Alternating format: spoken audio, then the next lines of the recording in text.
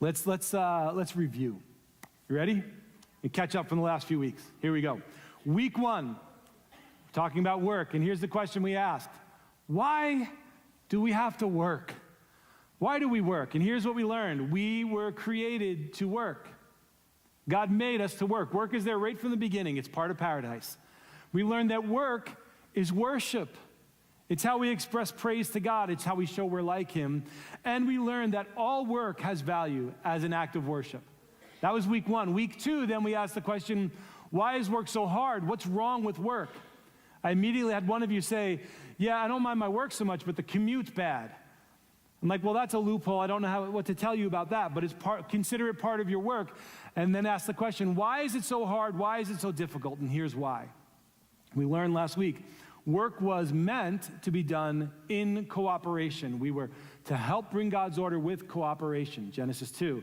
Work broke when we decided to be self-centered. We decided we would order things around ourselves, and that broke all those relationships between man and woman, between mankind and animals, mankind and creation. We saw how all of it fell apart there. And then we asked, well, how can it be restored? And we fast forwarded to Romans 28, and we saw what that verse says is that God is working with those who love Him to bring about good in all situations, in all things. We are supposed to work, and we get to work with God to bring about good in all situations. And today what I want to ask is, well, what does that look like? When it comes to now, you're going to go to work tomorrow, whatever you do, even if you're retired, you're going to be doing something. If you're a student, you're going to work in school. That's your job right now. What does it look like? What are we working for? Because discovering the purpose of work, I believe, will save you a lifetime of frustration. And it just might save the world too. Let me say that again. Discovering the purpose of work will save you a lifetime of frustration, and it just might save the world as well. Let me ask you a question. I'm going to ask you to raise your hands. How many of you feel called to the work you do? Just raise your hand. You feel called. Okay. You can put your hands down. Not even really half. What do we mean when we say that we feel called to something? Usually we mean things like, it fits my personality, it fits my giftings, I like doing it, in which case I feel called to pizza. Is it that, or is it something higher? I feel like God led me to this job. God led me to this vocation. Is it only a calling if God led you there so that you could do some kind of ministry? And what if I were to tell you today that we all share the same calling? That when it comes to calling, we all have the same calling. That this shared calling is your real purpose for work. That this calling is the same no matter where we each work. That even if you were to change jobs tomorrow and do something completely different, your calling would stay the same. And what if I were to tell you that working for this calling will give you purpose every day, the kind of purpose you need to deal with the many frustrations and disappointments and struggles that work is in this world that is broken by sin? I want to draw a line today for us. I want to draw a line between calling and assignment. I want us to distinguish today between our calling, which we all share, shared by all Christians, and our assignments, which are unique to each of us. Our shared calling gives each of us purpose for all of our work. But your assignment is the place where you're working out that calling right now. Your assignment is the situation in which you're working out the calling. Calling is the purpose of your work. Assignment is the place of your work. Let me show you. Go to 1 Corinthians chapter 7. It's in the notes, so if you're following along in the notes, you'll find it there, and you can take notes with the outline. You can also find, I've listed some suggestions for books to read and an article there that you can follow up and read, and I think they'll all be really helpful for digging deeper in this whole thing about connect faith to work. But 1 Corinthians chapter 7, we're going to look at verse 17 and 19. This is what Paul says. He says, nevertheless, each person should live as a believer in whatever situation the Lord has assigned to them, just as God called them. This is the rule I lay down in all the churches. And then he effectively says, nothing else matters except, verse 19, keeping God's commands. That's what counts. When he begins with nevertheless, that should be a clue to us, okay, there's something behind this leading up to this. He's been making a case for something. And what Paul's been doing in this whole letter is he's been talking about and celebrating how God works through our weaknesses.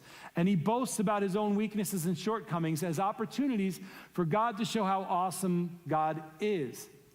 And all that builds up to this moment where you have Christians wrestling with, well, do I have to change now that I'm a Christian in order to be useful to God? Do I have to change this or change that or change my career, change my marital status? What do I have to change in order to be useful to God? And Paul tries to unhitch us from this wagon that would make us think we have to relocate or elevate to something else before we can be useful to God. And he's saying, right where you are, the place where you are when you heard God's calling, consider that the assignment God's given you. And you don't have to change the assignment in order to fulfill the call.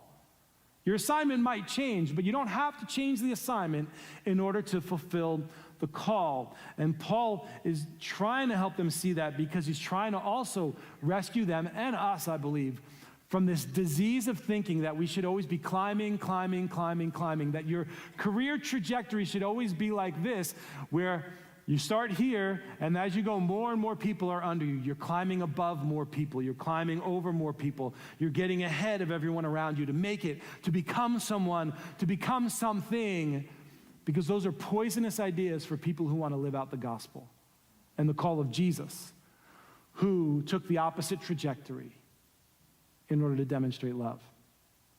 And so God spoke through Paul to tell us none of that climbing stuff matters. The only thing that matters, what did he say there, verse 19? Keeping God's commands. Okay. What are God's commands? Someone call out something. What does God command? Don't murder. What? Love who?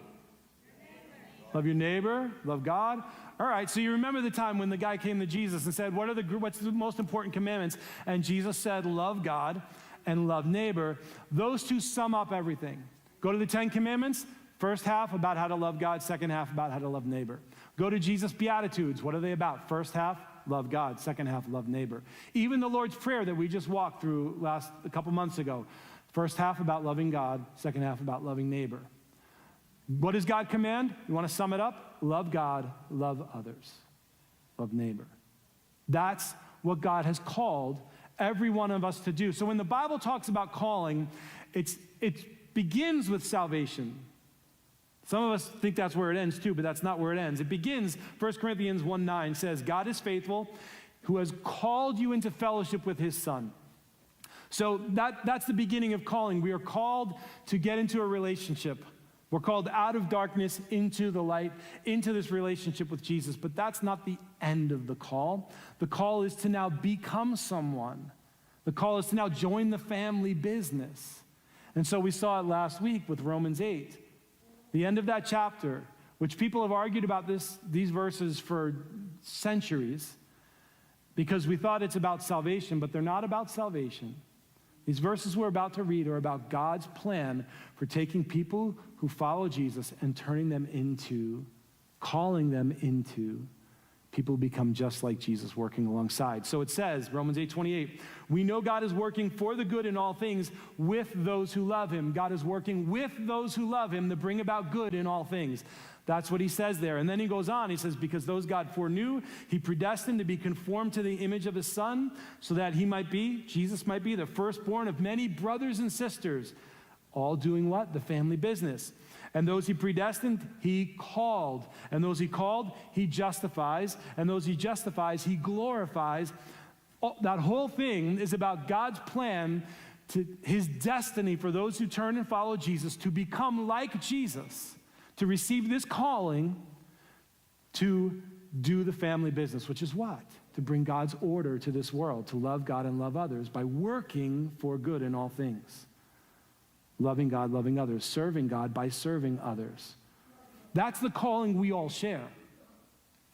That's what God's been wanting to do from the beginning with Adam and Eve. That's what God's been calling those who would listen to do from the beginning. That's the calling we all share. Now, our assignments can be different. When Paul talks about assignments in another place, the place we most often think about, we think about like 1 Corinthians 12, and we think about 2 Corinthians, Paul talking about how everyone's got a spiritual gift, and God assigns you spiritual gifts. And God gives everyone, he assigns a measure of faith so that you can use those spiritual gifts to bless the church.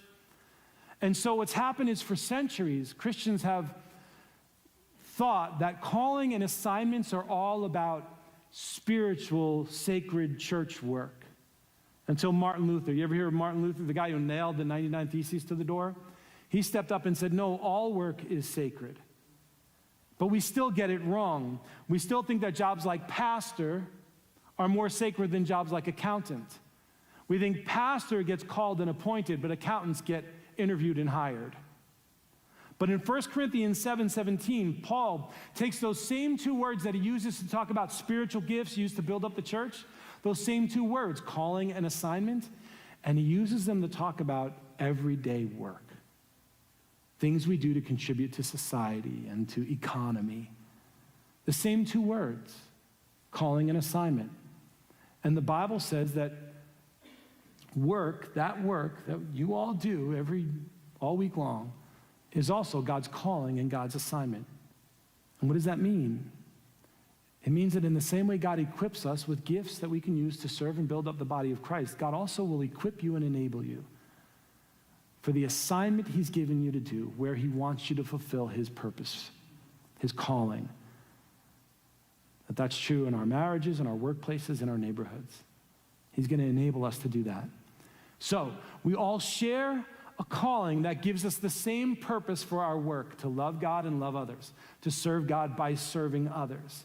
But then we each have these unique assignments, locations, situations that we're working in, and God's equipping us in those to fulfill his calling and his purpose that we all share.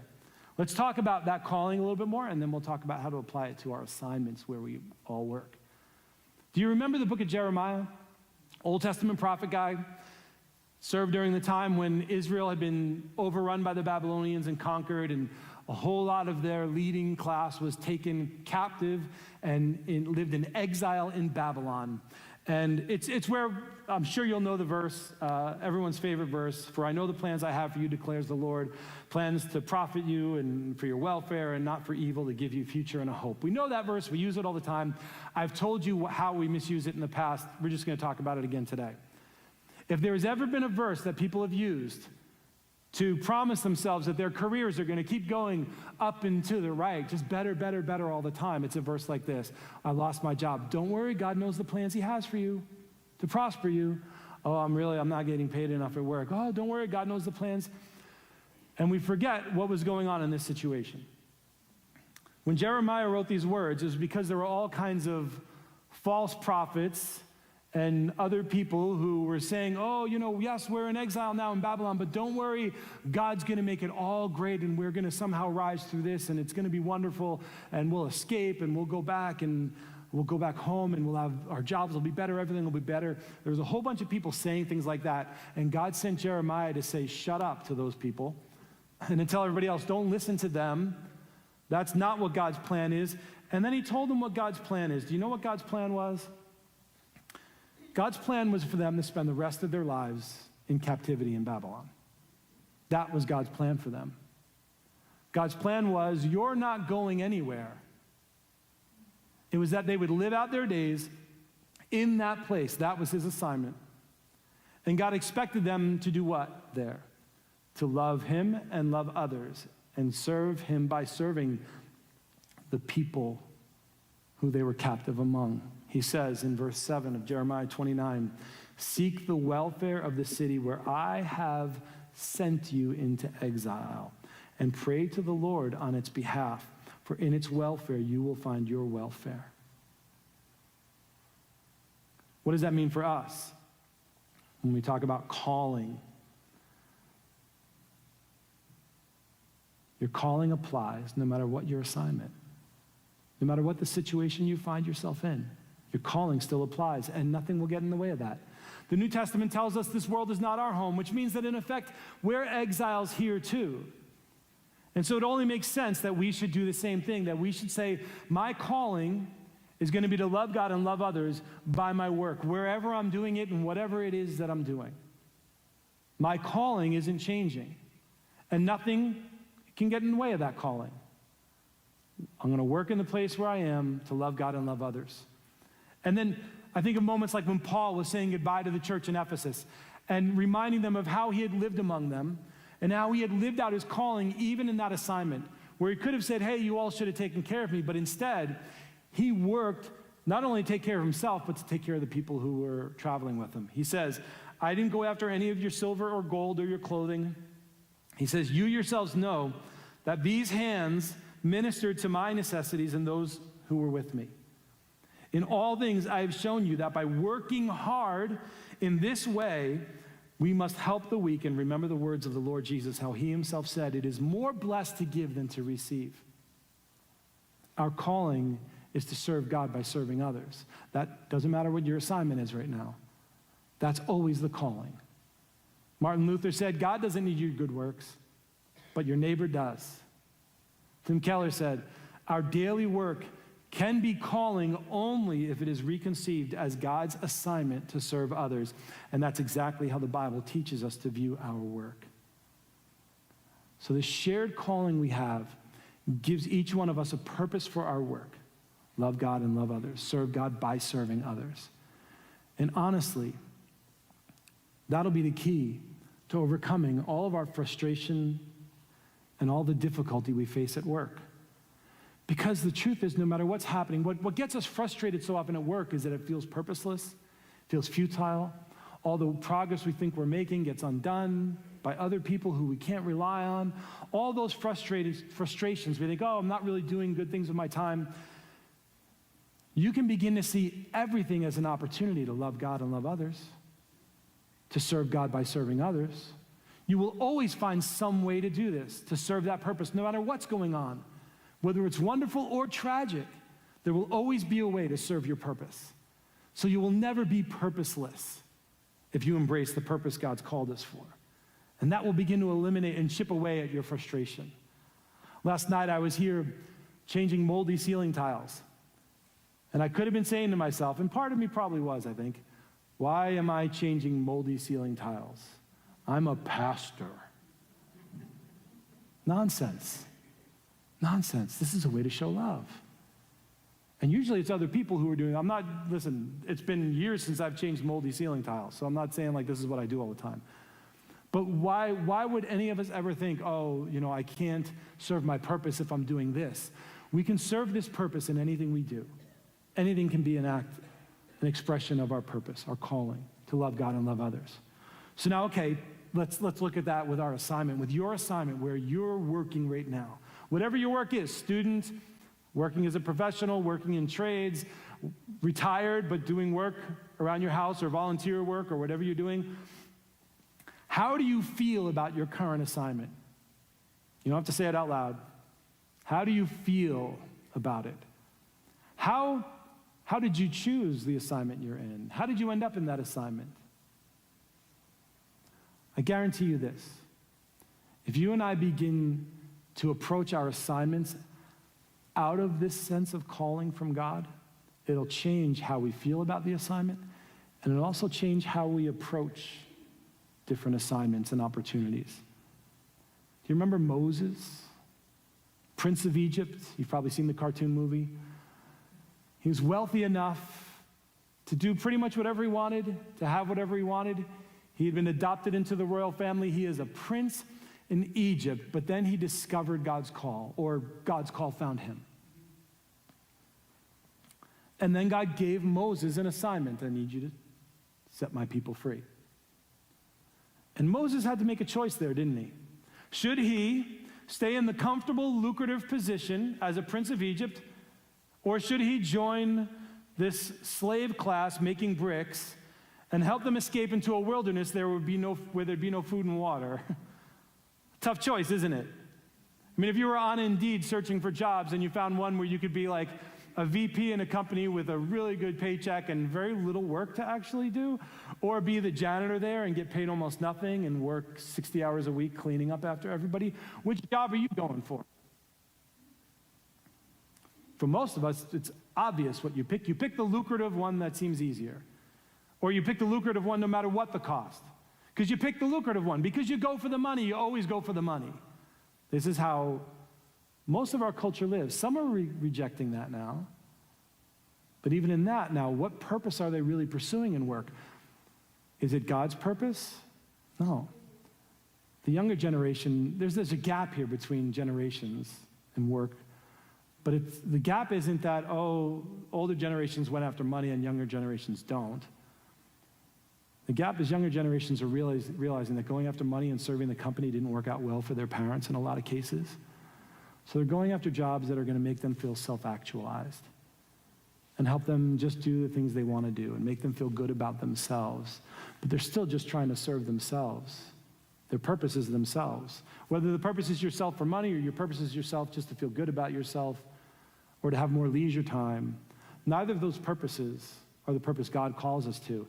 And if that's what you're choosing assignments based on, it's not going to go well. Moses has to make a choice, though. And you remember the choice he made. We read about him. He's in the great chapter of faith, Hebrews 11, because of the choice he made. It says, by faith, Moses, when he had grown up, refused to be known as a son of Pharaoh's daughter. He refused to be known as a prince anymore. He chose to be mistreated along with the people of God rather than to enjoy the fleeting pleasures of sin. He regarded disgrace for the sake of Christ as of greater value than the treasures of Egypt because he was looking ahead to his reward. And then there's this moment in Moses' life when they're in the wilderness and he's leading the people out and they're headed for the promised land, but there's like a question about whether God's going to go with them. And Moses refuses to go into the promised land. This place is going to be the best place to live and everything's going to be wonderful. He refuses to go unless God's going to go with him. And he says, if your presence doesn't go with us, then I'm staying right here with you in the wilderness.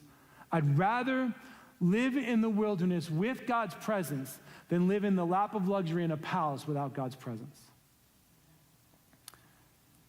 And here's the question that confronts you and me with.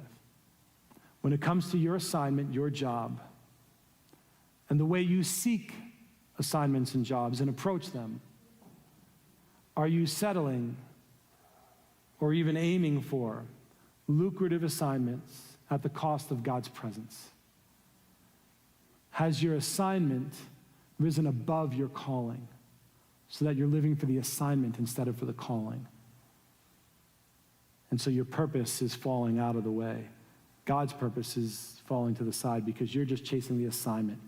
When we prioritize assignment and make that the thing over calling, that's when the work life and all that becomes frustrating and soul-sucking.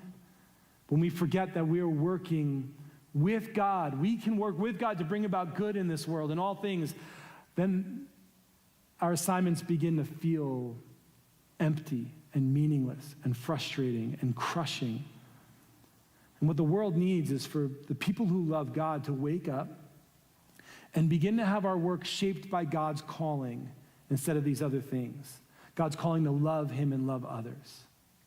And by our calling to become like Jesus and to work to serve God by serving others. Not only will working that way help people around you come to know Jesus far better than 1,000 sermons ever could, but it'll also bring peace and purpose back into your own experience of work.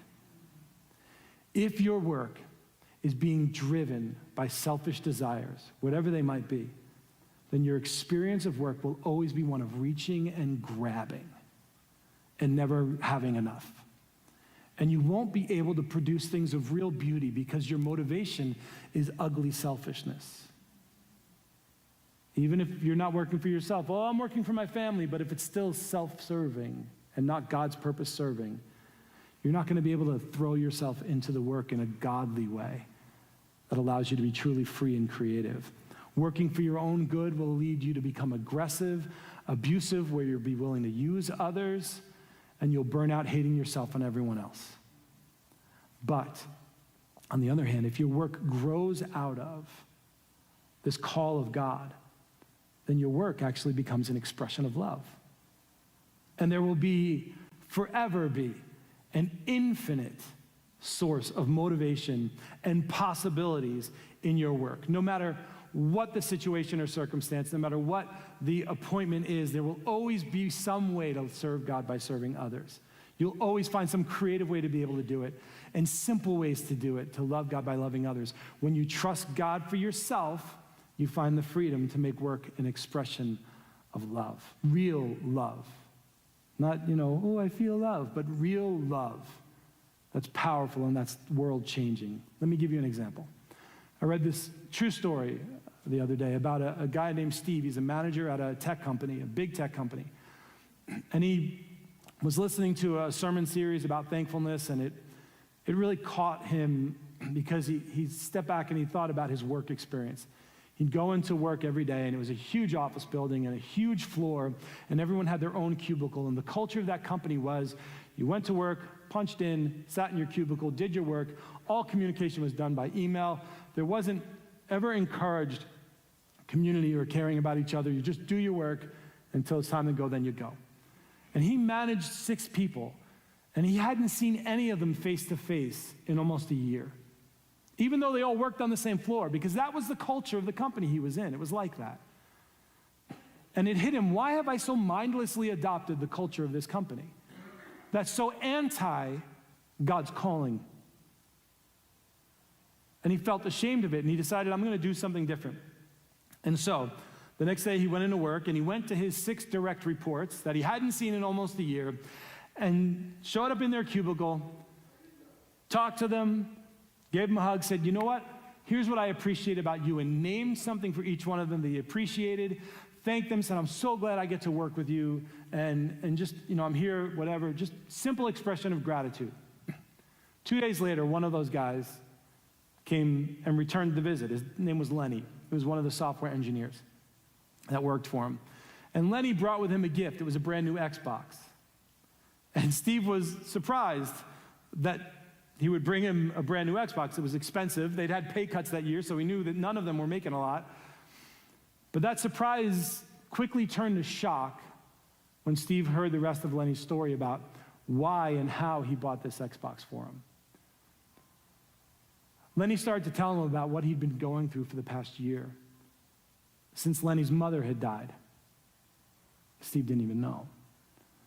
But in the months that followed after his mother died, Lenny had sunk deeper and deeper into depression, feeling like life was meaningless and purposeless. He'd show up like a drone to work every day. No one talked to anybody. And so he went and he had bought himself a gun. And he'd go home after work every night, make himself some ramen, because that's what he could afford, sit on his sofa, turn on Nirvana, and contemplate killing himself. Weeks went by, and he kept creeping closer and closer to the moment when he was going to do it. And he told Steve, he said, the night before you showed up in my office, I was this close. I was closer than I'd ever been before. I think by the end of the week, I would have killed myself. Except you showed up in my cubicle, and it really shook me. I had no idea what to think. You freaked me out. He said, you show up in my cubicle, you put your arm around me, you tell me you appreciate me because I turn in my assignments early and that helps you sleep at night. Like, I never even thought about that. He said, you told me you appreciate my emails and the humor in what I say, and it changed me. He said, I went home that night, cooked up my ramen, turned on my Nirvana, but I couldn't even bring myself to look at the gun. So the next day I went and I sold it back to the shop. And I took that money and I bought this Xbox because I heard you say that you wanted an Xbox more than anything, but you couldn't afford one because you had a new baby, and I knew you really wanted one. So for my life, you get this Xbox. Thank you, boss. All because Steve, what did he do? He was convicted that he should be living out his calling in the assignment where he was, and not just adopt automatically and brainlessly the culture in which he was working, but actually go live out this calling in simple, loving ways. And he took that step to show a little bit of thanks, and it saved someone's life. I don't know what impact you could have in your workplace, but what kind of stories do you think you might have by the end of this year if you were to start living out God's calling in the place where you're assigned right now? Worship team, would you just make your way back quietly? I want us to take some time and think about this morning and really seek God about this. Some of you might be feeling like you've utterly failed in your assignment. Maybe the people there barely know you're a Christian. And I'll tell you what, the solution is not to go throw a bunch of bumper stickers on your car. Maybe you gripe and you gossip just like everyone else. You steal from the company just like everybody else. You act as miserable and angry all the time just like everybody else. And maybe you've been completely failing to live out your purpose in this assignment that God's put you in right now, where you are. Okay, that's what's been. What are you going to do now? You've heard what God's word said. What are you going to do now? This morning, I invite you to repent, to ask God to forgive you, to come even gather around this altar and say, Lord, forgive me. I want to turn around and go your way. I want to live out your calling in my appointment. And God will give you the strength. Ask him, Lord, give me the strength and give me the courage to live out, to love others, and love you, to serve you by serving others. Maybe as we've been talking, you've been realizing that you've completely chosen the wrong assignment. Or maybe you're realizing that you've put your assignment above your calling and things are out of whack. You've chased the assignment at the expense of God's presence in your life. Okay, that's what's been. What are you going to do now? You've heard what God's word says. Will you repent, ask God to forgive you, and then show you what step to take next to begin to work out his calling in your assignment? And maybe you're content with your assignment, and maybe you don't want to bring God in there because it might rock the boat. You're happy having God stay here in church while you go to work, and maybe today you're realizing how wrong that is. And maybe the Holy Spirit's convicting you of how sinful that is. Okay, what are you going to do about it? Are you going to ask God to forgive you and help you transform and change and live with this calling, or what? And maybe some of you, you're already doing your best in the assignment and in the situation in which you find yourself.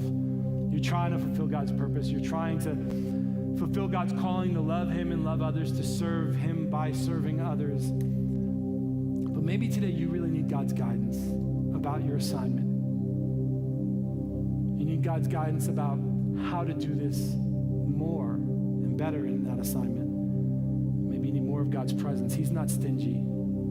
He'll give it to you. Just ask him this morning. So would you stand with me?